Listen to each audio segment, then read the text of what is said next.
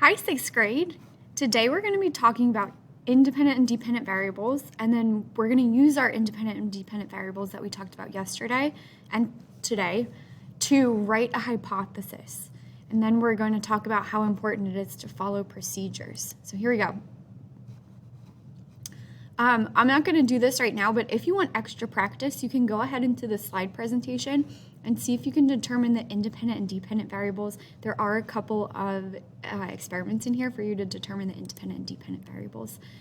And this is another video, and you can do that as well. All right, we're going to talk about observations, and using our observations, we're going to write a hypothesis. So I want you to, in your science lab kit, find your fortune teller fish. All right, so first look at the outer sleeve. What do you observe? So we have red, we see it's called the miracle fish. And on the back it tells you, based on what the fish does, what that means. And the directions. Place fish in palm of the hand and its movement will indicate what your fortune is. So take it out of the sleeve. What do you observe? Don't put it on your hand yet, but just what do you observe?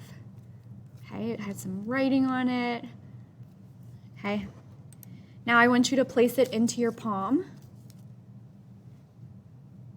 Place it into your palm. And you should see it move. You should observe that it moves. So mine is a U shape. What does that mean? It's moving the head and tail, so it means I must be in love based on this. So what is it? Is it magic? Is it really telling our fortune? Let's apply the scientific method. All right, so what do you think caused the reaction of the fish? Is it really telling our fortune? Is it magic? What's going on with this? This point, we're going to break out into breakout rooms to talk about it, and you may say something like, oh, maybe it was the heat of my hand, or maybe it was the moisture in my hand. So you're going to talk with your breakout room and then come up with some kind of experiment to figure out how the fish moves with your breakout room.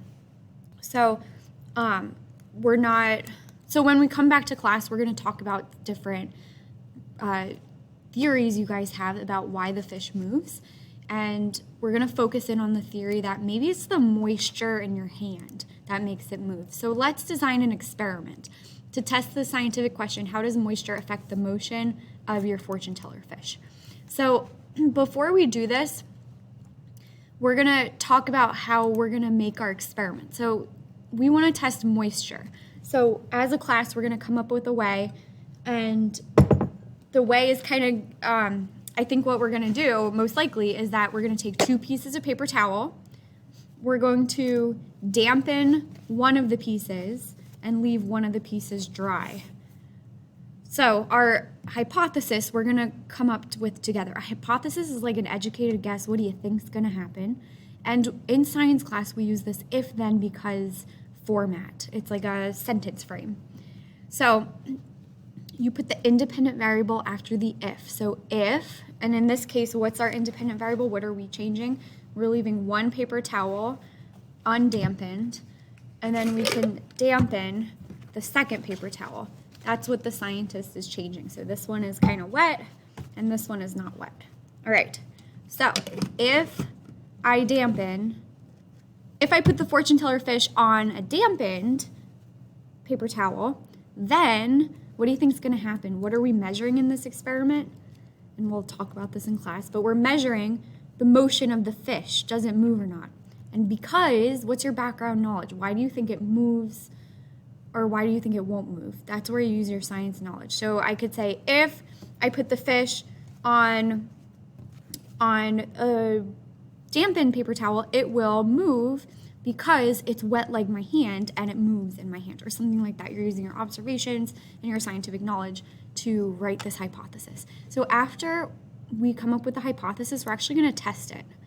So if I place the fish on a wet surface, then what will happen? Because, and we'll talk about that. So let's take our fish again and try not to touch it too much. We don't want to contaminate it with our hands. We want it to react only to the paper towel. So I want you to put it on the dry paper towel first. So here it is on the dry paper towel. It's not doing anything. And now let's put it on the wet paper towel. This one's the wet paper towel. I'm going to transfer it. And look what happens when I put it on the wet paper towel. All right, so it's moving. So what does this tell us? It tells us that the fish responds to moisture. So that's what we did. We recorded observation. Those were our procedures.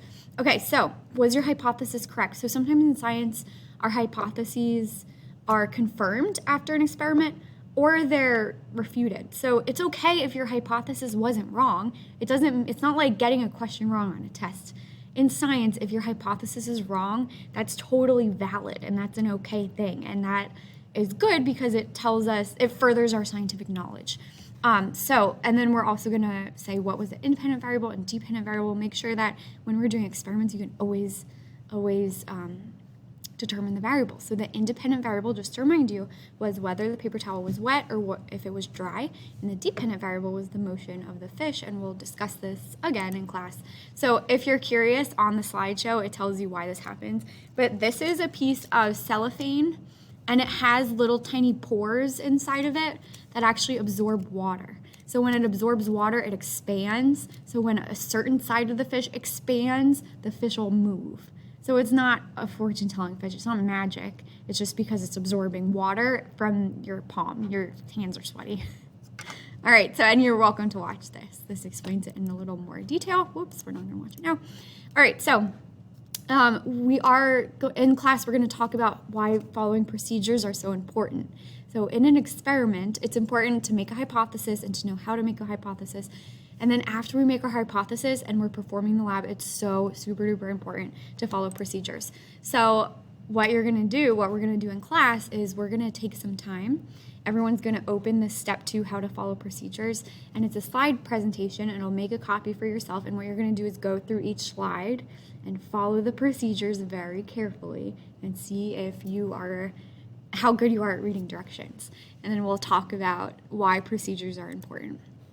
All right, that's all we have. Oh, no, that's not all we have.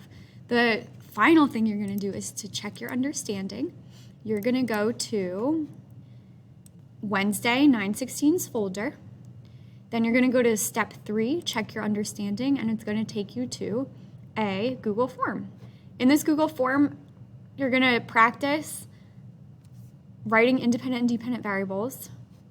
Whoops, I think I posted the wrong thing in this. I'll change that. But it is a Google form, and I'll embed that. But you're gonna read this experiment, identify the variables, and then write a hypothesis. So if I change blank, then what's gonna happen? What's the dependent variable? Because use your scientific knowledge. And then in this, there's a second experiment, and you're going to read it and then write a hypothesis in the if, then, because format.